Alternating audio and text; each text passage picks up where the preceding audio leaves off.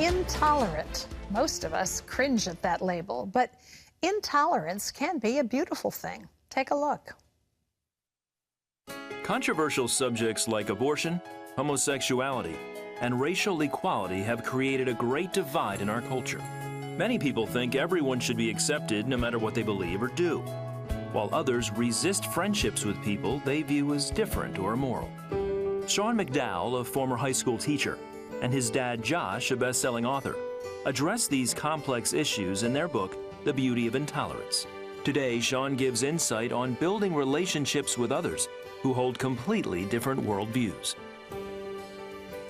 Well, we welcome the author of The Beauty of Intolerance, one of the authors, Sean McDowell. You wrote this with your dad, Josh. But I did. What an insightful book, I think. You know, a lot of us have been looking at what's going on in the culture today and saying, what in the world is happening? Where did we lose the game here? Your dad has defended faith for us and helped us work through that maze for many, many years. Has it always been easy for you to define what you believe and articulate it? You know, my parents did a good job of not just telling me what to believe growing up, but helping me learn how to discover truth. Yeah. For example, my dad would ask us a lot of questions instead of give simple answers, which I think is kind of the way we need to parent today, because there's endless information out there. Yes. We need to help young people learn how to think. So it's been a process for me as much as anybody else. Well, the book is entitled The Beauty of Intolerance, with the in a different color.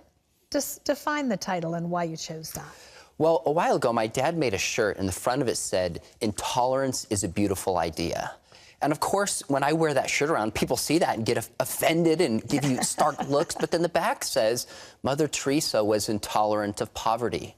Bono was intolerant of AIDS. Gandhi of classism, and Jesus of hypocrisy. And the point is that there are certain things we should be tolerant of, certain things we should be intolerant of. But the problem is we live in a society where these labels, like you're exclusivistic, you're bigoted, you're intolerant, are just thrown out there.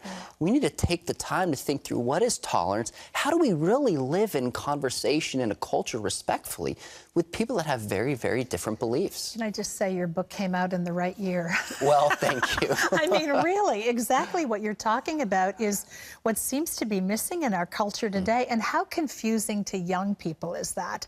Because, you know, the grown-ups, the adults, the leaders are setting this example of if I don't like something that you believe or something you stand for, then I can't be civil with you. How do we get our young people back on track with this? Well, I think part of the difficulty is we're using the same words like respect, dignity, tolerance, diversity, but they mean very, very different things to different generations. Yeah. So say millennials and up, even above millennials, tolerance essentially meant I disagree with you, but I still respect you. Yeah. Your right to believe something different, and I will treat you with dignity and honor even though we differ. Now tolerance means I can't even, if I say you're wrong in your core beliefs and lifestyle, then I'm bigoted and I'm hateful. In fact, to be tolerant means I have to praise beliefs of somebody else. And if I just say they're wrong, then I'm labeled intolerant. So this idea where we use different terms creates a lot of confusion and misunderstanding. So in The Beauty of Intolerance, we just take a step back and say, okay, what is true tolerance? What's the biblical basis for it? What's the philosophical basis for it? What's the historical basis? Where have we gone wrong, and how can we get back on the right track? Will you define well, you've talked a little bit about it, but traditional tolerance, I think, was something that we used to see in Washington, D.C. You know, I mean, we could vote differently, but we could reach across the aisle when that vote was done and shake hands and leave. Today, I was watching a television program where the expression of someone's opinion was so obnoxious because they were saying anybody who's not standing on the turf that I'm standing on is exactly what you're saying. Anathema, you know, like I can't even see you as a valuable human being. How do we begin to change that dialogue, Sean? How do we begin to change the thought process that you're either with me or you're against me, and I can't even see your merit? Well, the first thing is, as Christians, we need to really know what we believe and why we believe it, about tolerance, about truth, about all issues. Then we can speak with confidence to people with a different belief system. But second, and probably most important, is we need to step outside of our comfort zones, because the narrative is that anybody who, you know, if you were an American, you loved apple pie, baseball, and you were a Christian. Now, if you're a Christian, you're intolerant and bigoted. So the way to counter this narrative is that if we step out and build relationships with people, very different belief systems, and they see our lifestyle, they see our love, even amidst difference. When the voice comes in that Christians are bigoted and intolerant, their first reaction will be, you know what? I know Christians, and they're not that way. So each of us have to just step out and build loving, gracious relationships with people of very different backgrounds, different races, different belief systems. And then they can hopefully see the love of Christ through us and know what real tolerance is. Well, the kind of cultural intolerance that we're living in today has even crept into the church, which is sad. I think it has. In fact, really cultural tolerance is this idea that rather than truth is something in God's character that he has expressed, and we are to mold our ideas to God's truth.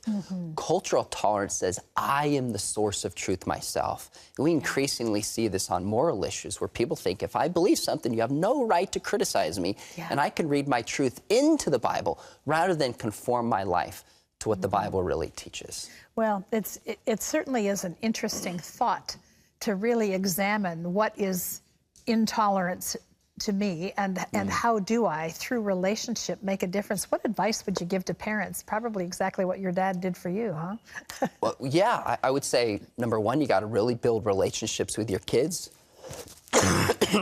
Excuse me. Reach out, build relationships with your kids, but also understand the world that kids are growing up in today. What tolerance means, what respect means, what diversity means.